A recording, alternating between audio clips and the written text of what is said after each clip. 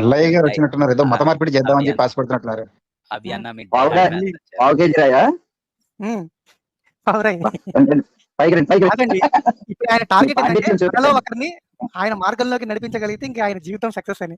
ఆయన ప్రయత్నం ఆయన చేయనివ్వండి. ఆ, ఈ నేను ఆనందం ఆనందిస్తుందా? ఈ విజయం గొప్పది. సార్ మీరు ఏమన్నానండి సార్, మా ఏలియా గారు మంచోళ్ళు సార్, వీళ్ళందరిలో ఈయన ఒక్కడే మంచోడండి. కాపరి గారు ఏలియా గారికి లింక్ పంపండి. ఆయన అయితే అన్నిటినీ ధ్యానించుకుంటారు. ఈవెన్ మన గ్రంథాల్లో ఉన్న రంభను కూడా ధ్యానించుకుంటాడు ఆయన. చాలా మంచి వ్యక్తి. ఎందుకంటే ఈయన ఒక్కడే చదివి మాట్లాడతాడు కొద్ది గొప్ప. దూర్వాస మహర్షికి దుర్వాసనుడని కనీసం బాగా చదువుతాడు. అందరికి చిన్న రిక్వెస్ట్ అండి, ఆయన్ని మాట్లాడినవ్వండి. ఒక 10 నిమిషాలు 15 నిమిషాలు మాట్లాడించండి. అమృతమైన ఆనిముత్యాలన్నీ బయటకు వస్తాయి. మాట్లాడించండి కొంచెమైనా, బాగా ఉంటాయి. ఏదైనా ఏలియా గారితో ప్రేమపూర్వక చర్చ అంతే. ఆయన ఏలియా గారితో ప్రేమ అంటే ఎంతసేపు ప్రేమించాలో తెలియదు. ఆయన 5 నిమిషాలు 10 నిమిషాలు చాలా కష్టం ఏంటండి అది. ఓకే, ఓ పని చేయండి సార్, మధ్యలో ఆమదం పోసుకుంటే ఇంకా ప్రేమ సాగుతా ఉంటుంది, తెగిపోతే అప్పటికే. స్మూత్ గా వెళ్తారు. ప్రేమ చాలా స్మూత్ గా వెళ్తారు. చాలా స్మూత్. ప్రేయర్ ఇంకా బెస్ట్ ఏమో. లేదు కొబ్బరి నూనె ఏంటంటే అంత స్మూత్నెస్ రాదు. వెస్కాసిటీ అంటారు, వెస్కాసిటీ ఎక్కువ దానికి, బాగా ఆమదానికి అన్నిట్లో కల్లా. శివాజీ గారు, ప్రేయర్ ఆయిల్లో మహిమ ఉంటది. మళ్ళీ ఆ మహిమ ఆయన తట్టుకోలేకపోతే ఎంత కష్టం అవుతుంది. ఆయన లవ్ అది కష్టం. పంపించా ఏలియా గారు రండి సార్. ఏలియా గారు చెప్పండి సార్. నమస్కారం అండి. కిరణ్ గారికి అలాగే ప్యానల్ ఉన్న వారందరికి నమస్కారం అండి. వందనాల నుంచి మీరు కూడా నమస్కారం వచ్చారు. మంచిదండి, చెప్పండి సార్. మార్పు మొదలైంది. బలపడ్డారు. సగం విజయం సాధించినట్లే మీ గర్వాపసికి. నేను ఎప్పుడు నమస్కారం చెప్తాను సార్, మీరు ఎప్పుడు గమనించట్లేదు కిరణ్ గారు. సరే సరే చూసుకోండి. మరీ మంచిది కదా, ఆయన ముందుగానే ఎదిగారు, ఇప్పుడు కాదు.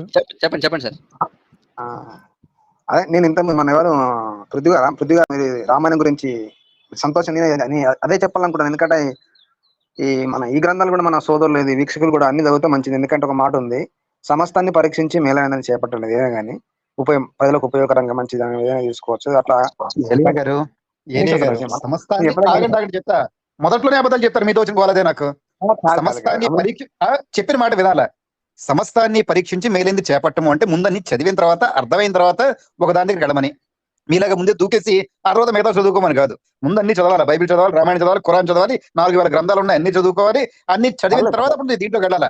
అంతేగాని దాంట్లోకి వెళ్తా ఇక్కడ చదువుతారంటే కుదరదు. అది ముందు మీరేంది పరీక్షించాలంటే చదువుకోవాలి కదా. మీరు చదువుకోకుండా మీరు చదువుకోకుండా చదువుతారు దాంట్లోకి. మీరు ఇప్పుడు చూడండి, మీరు కూడా తప్పు కదా, దూకడం తప్పు కదా.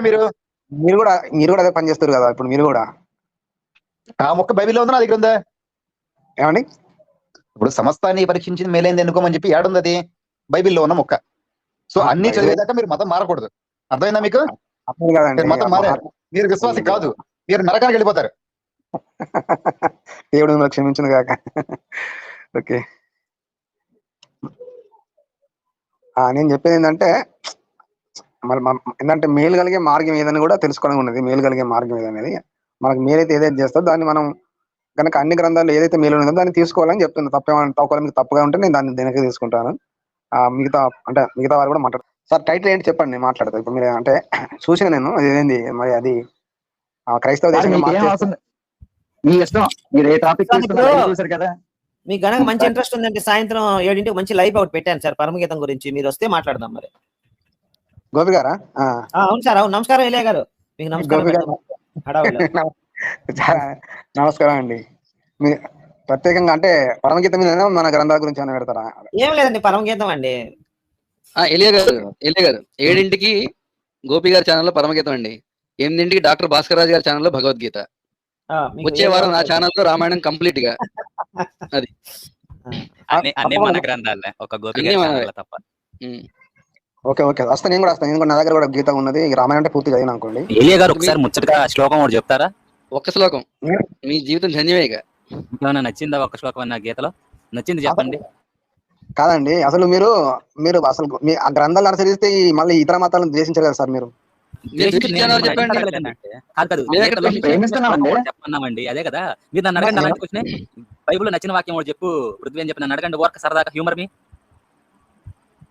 ఇప్పుడు చాలా ఉన్నాయి, నచ్చిన చాలా ఉన్నాయి కదా. ఏలియా గారు మీరు కాపరి గారు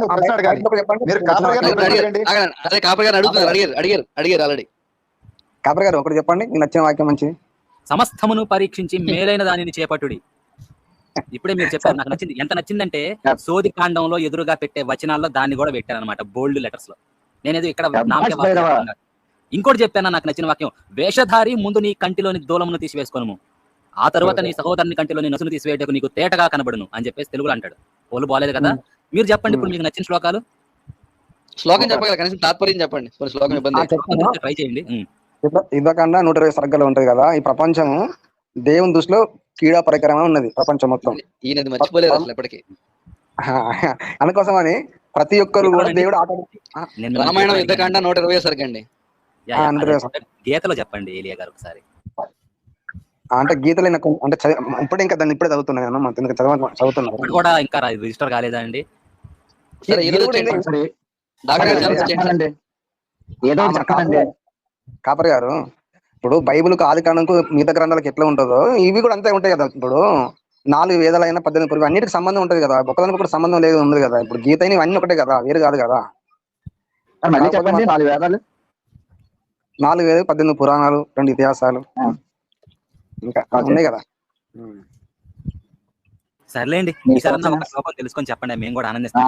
సహోదరులు అనుకునే వాళ్ళ వచనాలు మేము చెప్తున్నాము, కానీ సహోదరులను పిలిచే మా సహోదరుడు మా వచనాలను చెప్పడం లేదు, మా శ్లోకాలను చెప్పట్లేదు. మేము బాధపడకుండా ఈసారి వచ్చేటప్పటికి 1-2 శ్లోకాలు నేర్చుకుని వచ్చి ఇక్కడ చెప్పారనుకోండి గీతలో, సో మేము కూడా ఆనందిస్తాం అనమాట. మా ఎల్లయ్య గారు కూడా అటు వెళ్ళినా గానీ ఇంకా మా పట్ల ఆదరణ ఉందని మేము అనుకుంటామండి. లేకపోతే చాలా ఇంకా మిగిలినాయని వాసన పక్కన పెట్టేసేయండి, ఆదరణ ఉందని అనుకుంటామండి మా పట్ల. లేకపోతే నమ్మబుద్ధి కావట్లేదండి. ఈ రోజుల్లో నమ్మే రోజులు కాదు నిజంగా.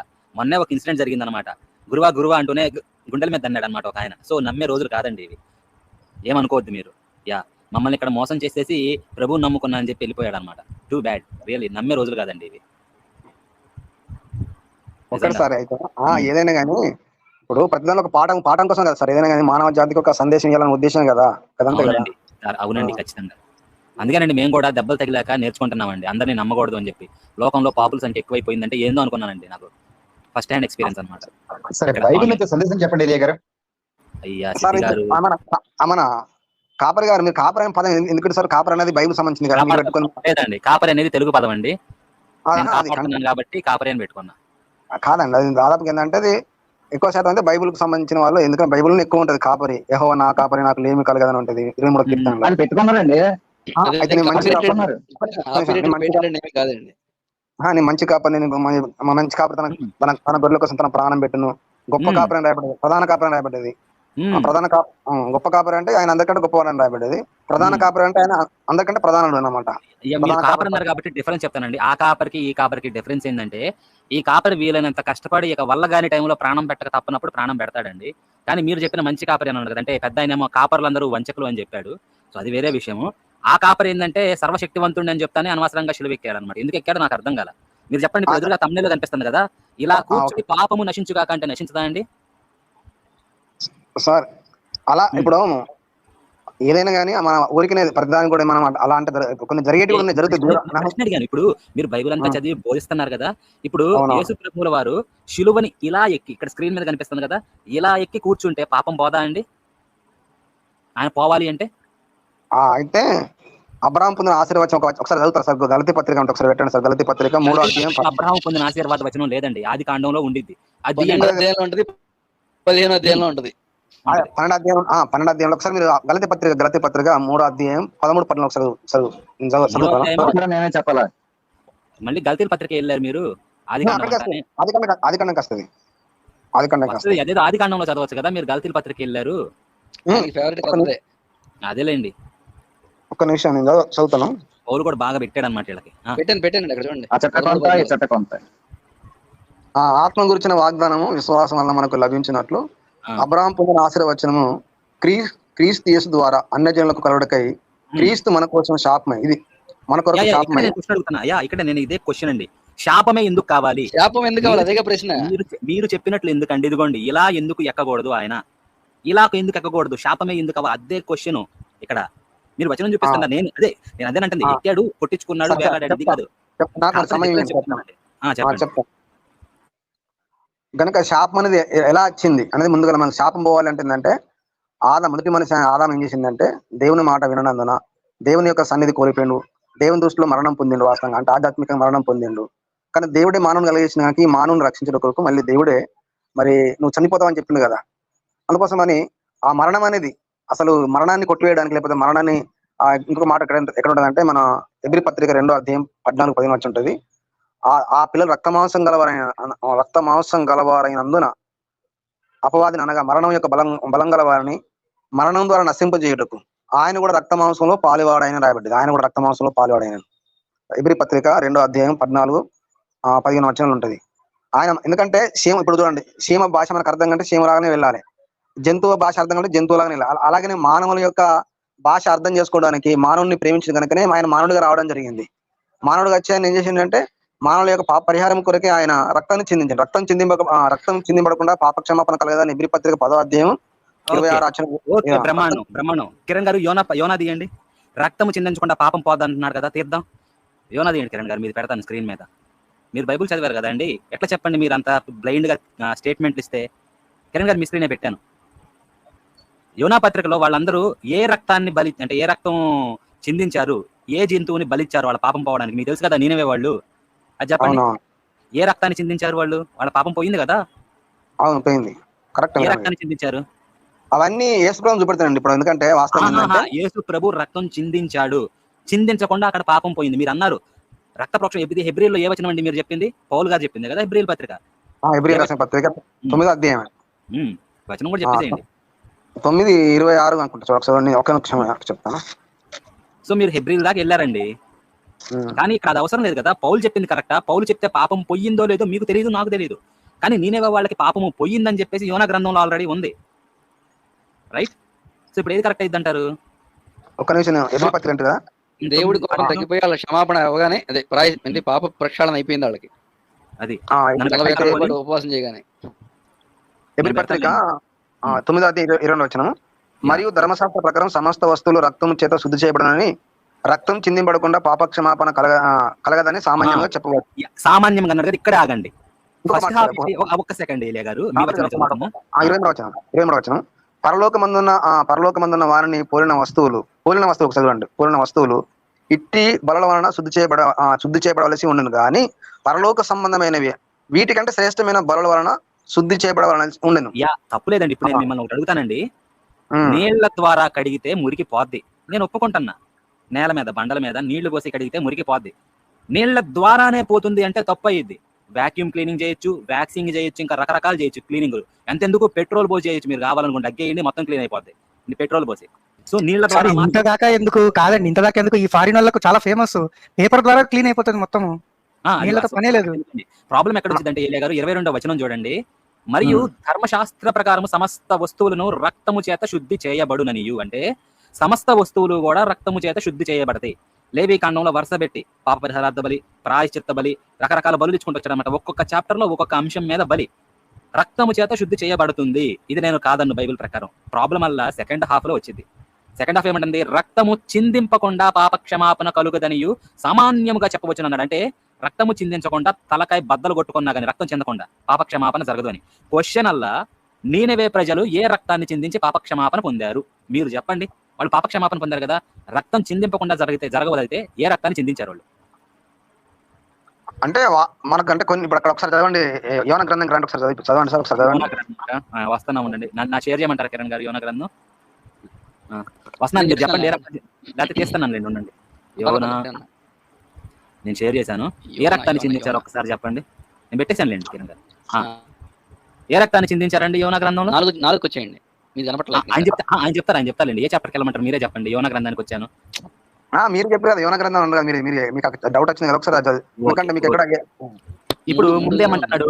నీనవే పట్టణస్థుల దోషము నా దృష్టికి ఘోరమాయను గనుక నీవు లేచి నీనవే మహాపట్టణమునకు పోయి దానికి దుర్గతి కలుగును అని ప్రకటింపము. దోషం చేశారు కదా, పాపం కదా. యెహోవా దృష్టిలో దోషము అంటే అది పాపమే. మాట దాటితే దోషము పాపము అన్ని ఇంటర్చేంజబుల్ వర్డ్స్.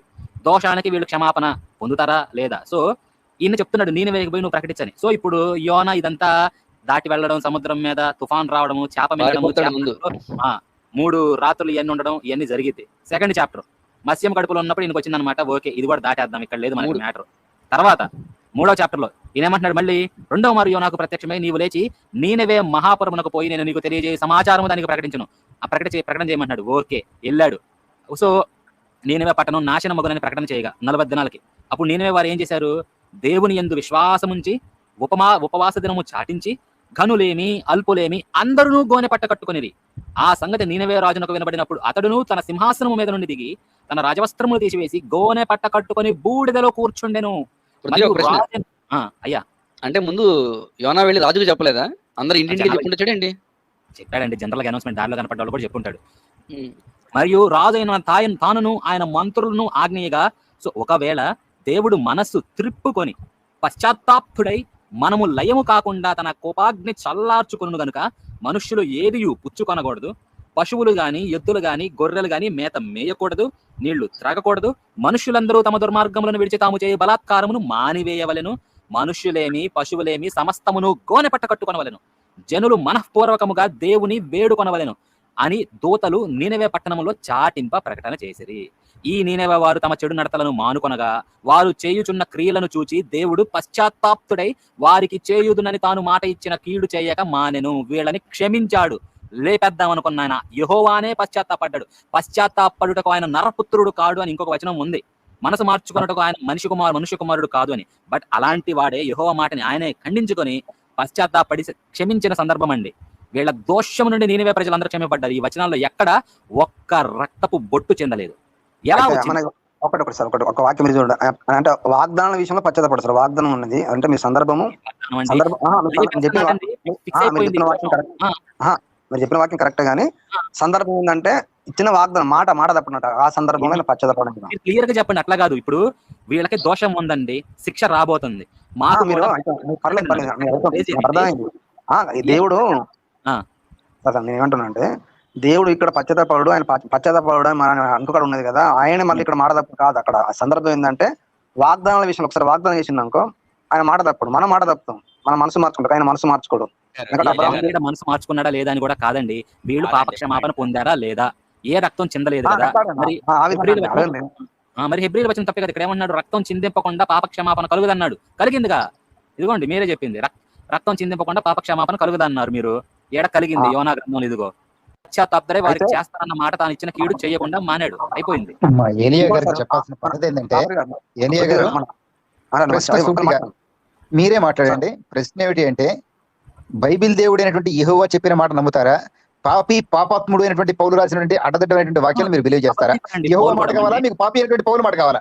పౌలు అబద్ధి. ఇప్పుడు మళ్ళీ మీకు తెలిసిందే కదా, నేను ధర్మశాస్త్రం పాటించకపోయినాను, దాన్ని నమ్మకపోయినాను, నమ్మిన వాళ్ళ నటిస్తానని చెప్పాడు ఆయన. Is an actor. ఆయన నమ్ముతారా, యెహోవా వచనాలు నమ్ముతారండి మీరు? నాకు అర్థం కావట్లా ఏలియా గారు.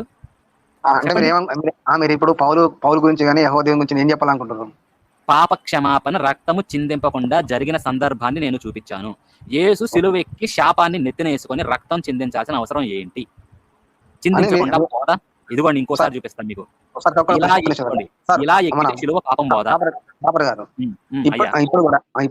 ఇప్పుడు దేవతలకు బలి ఇస్తారు కదా సార్. ఇప్పుడు మన గ్రామాల్లో ఎక్కువ మనదొద్దండి, బైబిల్ దగ్గర స్టిక్ అవుదాం. మన దాని దగ్గర మీరు మంది అంటున్నారంటే ఇంకా బైబిల్లో ఏమి లేదు చెప్పుకోవడానికి అంటున్నారు. మీరు దాని అర్థం తీసుకొస్తున్నారు సార్. మాకు ఒకటే అర్థమవుతుంది. ఇప్పుడు బైబిల్లో గురించి బైబిల్ దాటిపోయారు అనుకోండి, మాకేమని అర్థమవుతుంది? నాకు చిన్న పని వచ్చిందండి, ఒక్క 10 నిమిషాలు. సమస్తాన్ని పరీక్షించి మేలని చెప్పడం ఉంది. ఇప్పుడు ముందు బైబిల్ని పరీక్షించండి, సమస్తాన్ని తర్వాత. ముందు బైబిల్. ఇప్పుడు మీరు సమస్తాన్ని అన్నారంటే అంటే బైబిల్ సమస్తం కాదని ఒప్పుకుంటున్నారు. బైబిల్ బయటికి పోయి చెక్ చేయాలి మనము, ఎందుకంటే బైబిల్ సంపూర్ణం కాదు కాబట్టి. అంతేనా? మేము అట్లా అర్థం చేసుకుంటాం.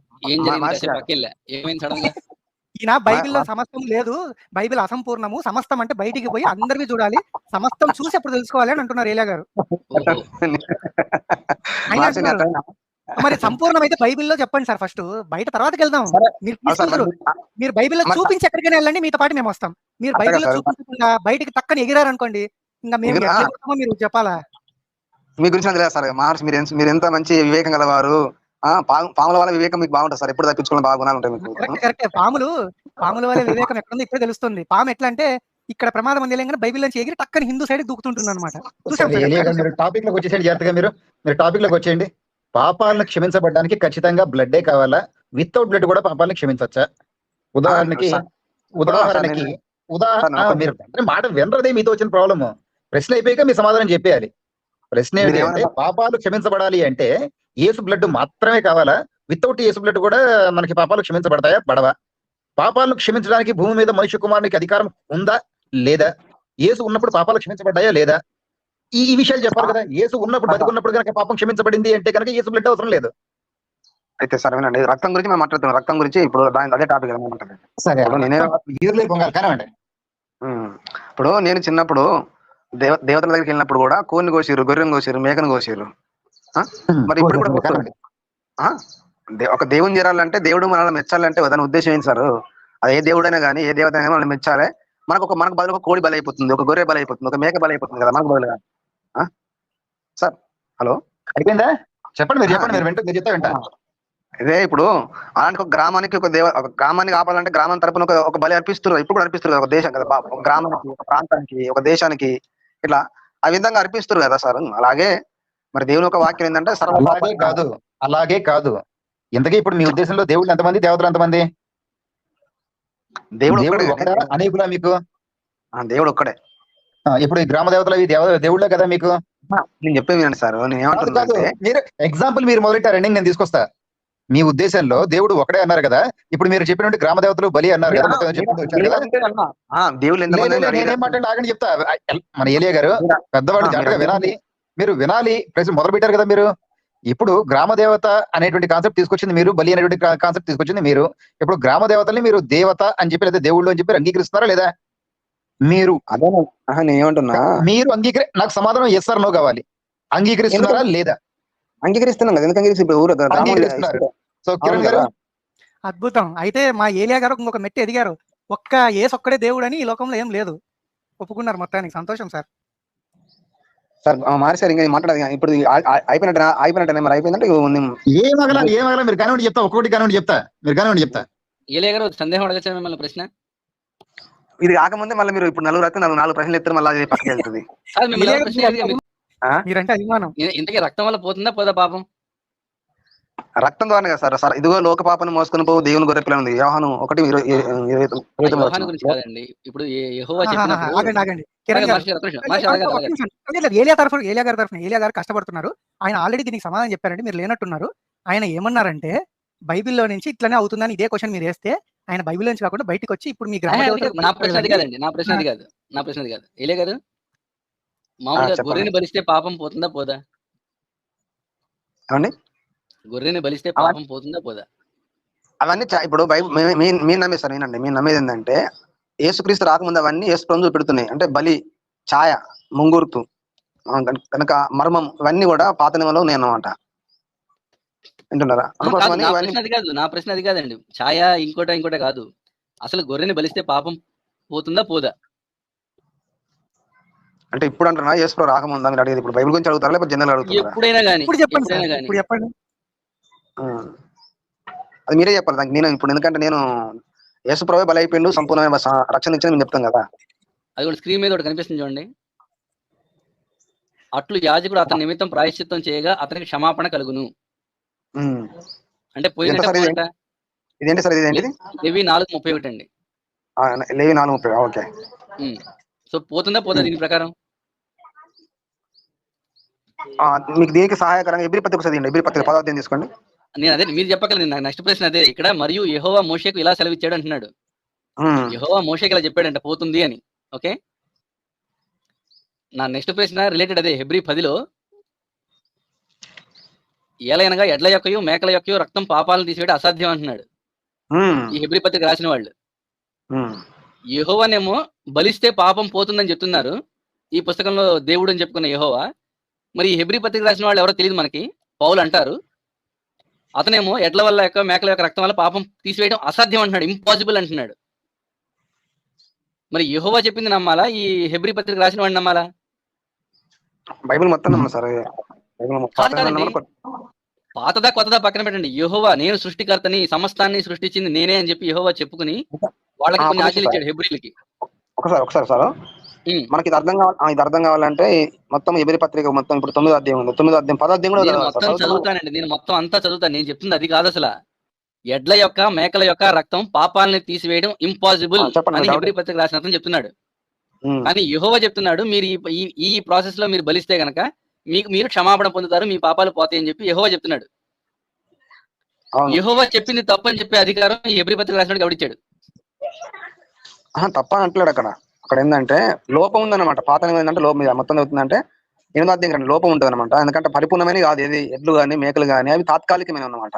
సార్ ఏదైనా లోపం ఉందని కాదు, మీరు ఒకసారి జాగ్రత్తగా వినండి. యెహోవా ఇన్స్ట్రక్షన్ ఇచ్చాడు, అది వీళ్ళు సొంతంగా పెట్టుకుంది కాదు. అది పోనీ వీళ్ళు అనుకుని దేవుడు మమ్మల్ని ఇట్లా అడుగుతున్నాడని చెప్పి అనుకుని పోనీ సిస్టమ్స్ పెట్టుకుంటే ఇంకొకటి వచ్చి అరే బాబు మీరు తప్పు చేస్తున్నారా, దాంట్లో లోపం ఉందరా ఇదిరా అని చెప్పి కరెక్ట్ చేస్తున్నట్టు చెప్పొచ్చు. అక్కడ ఇన్స్ట్రక్షన్ ఇచ్చింది యెహోవా. దాన్ని తప్పు, ఇది నిష్ప్రయోజనం, ఇది యూజ్లెస్, ఇది ఫుల్ఫిల్ కాదని చెప్పి చెప్పడానికి వీడు ఎవడు? ఈ పత్రిక రాసేవాడు. నా ప్రశ్న అయితే ఈ పత్రిక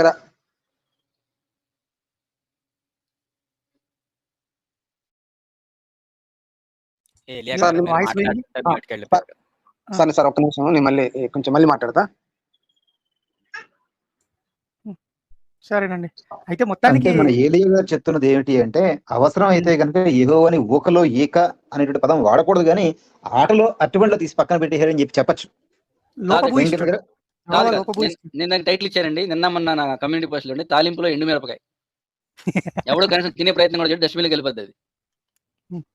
కానీ తాలింపులో మాత్రం మంచి ఘాటు కారం కొడుతుంది సార్ ముక్కుకి, నరకం అనుభవిస్తాం. సార్ అంటే అంతకంటే ఏం ఉపయోగం దరిద్రం అది? ఏంటో తెలుసా అండి? హలో సార్, అంతకంటే దరిద్రం ఏంటో తెలుసా అండి? సార్ వినిపిస్తుందా వాయిస్ నాది? చెప్పండి. వస్తుంది, చెప్పండి. సో మనం ఈ డిస్కషన్ స్టార్టింగ్ లో నరేటివ్ అని ఒక పదం వాడాం, గుర్తుంది కదా? సో వీళ్ళు ఇంత దిక్కుమాలిన పని చేసిన దాన్ని డిఫెండ్ చేసుకోవటానికి అనవసరంగా యెహోవా పేరు తీయకూడదు అన్న రూల్ పెట్టుకొని నరేటివ్ బిల్డప్ చేసుకున్నారు. ఇప్పుడు మళ్ళీ వస్తున్నారు ఆయన? ఏమో సార్, వస్తారు ఒక్క అనుకుంటా. 10 నిమిషాలు అన్నారు, ఏమన్నారు, వస్తానన్నారు. ఉన్నారు, ఇక్కడే ఉన్నారు. ఉన్నారు. mute లో. ఉన్నారు. ఇంట్లో ఉన్నారు. కాల్ వచ్చిందో మరి ఏందో. సరేనండి, ఆయన పరమగీతం ఇంప్రెషన్ చదువుకుంటారు. పెట్టగలండి. పరమగీతం చదువుకుంటారులేండి. ఇంకా చాలా సేపు అయినట్టుంది, 3 గంటల 30 నిమిషాలు అయిపోయింది ఆల్రెడీ. చూసుకోండి. నీ నీతి శాశ్వతం, నీ ధర్మశాస్త్రం కేవలం సత్యం, యెహోవా గురించి చెప్తున్నారు. కానీ హెబ్రీ పత్రిక రాసినాడు అది యూజ్లెస్ అంటాడు.